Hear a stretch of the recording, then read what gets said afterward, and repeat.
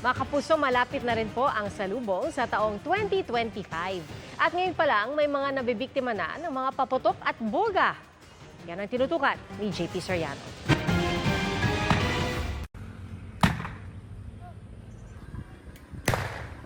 Tila walang takot ang mga bata sa Albay sa paggamit ng boga na naging instant paputok kahit delikado ito at ipinagbabawal ng Department of Health.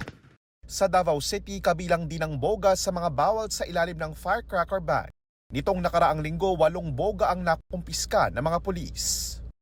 Sa Mangaldan, Pangasinan, mga kabataan din ang karamihan sa mga gumagamit ng boga. Sa Central Luzon, 2 sa 3 na italang firecracker-related incident dahil sa boga na pawang mga bata ang biktima. Habang isang 41 years old ang naputukan ng kwitis. Kanina nag-ikot sa iba't ibang ospital ang mga otoridad. Ngayong taon, mas nais daw pagtuunan ng pansin ng Department of Health na tiyakin ng mga magulang na walang bata ang hawak ng paputok, lalo na yung mga iligal. Makikipag-ugnayan din daw ang DOH sa DILG para matiyak na maipatutupad ang firecracker ban at community fireworks display zone. No fireworks talaga sa bata kasi nga silang napuputokan. Pero number 2, yung sa mga adults na magpapaputok, actually ang recommendation ko nga, community fireworks na lang tayo, manood na lang tayo. Kasi usually, yung fireworks mas maganda pag community fireworks. Yung isa pang naging problema sa fireworks, pag dumadami, dumataas yung asthma cases. Yun ang report sa amin sa Heart Center. So there are increased cases of asthmatic attacks.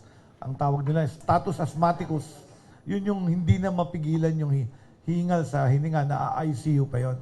So very important yung reminder na yon. Reminder na talagang the adults should stop the children from handling fireworks. Number 2, yung namumulot ng paputok after the New Year. Yun din yung statistics, di ba?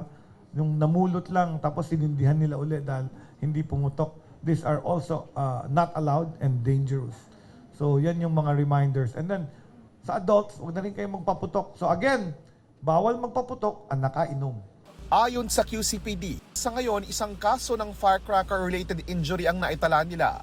Pero aabot na raw sa mahigit 453,000 ang nakumpiskang paputok sa lungsod ngayong buwan.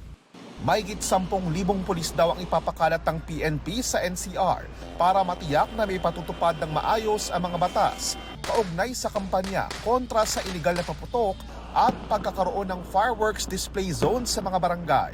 Almost lahat na po ng cities within Metro Manila ay meron na po silang ordinances banning firecrackers, and we are supporting that.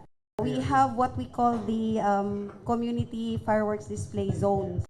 Sabi pa ng DOH, tila mas bumababa na ang kaso ng mga biktima ng paputok, pero dumarami ang kaso ng mga inaatake ng cardiovascular diseases.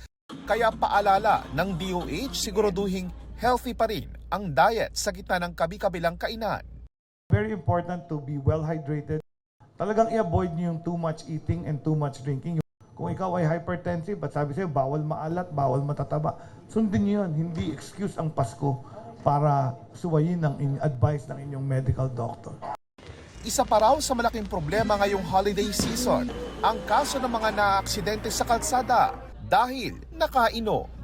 Para sa GMA Integrated News, JP Soriano, nakatutok 24 oras.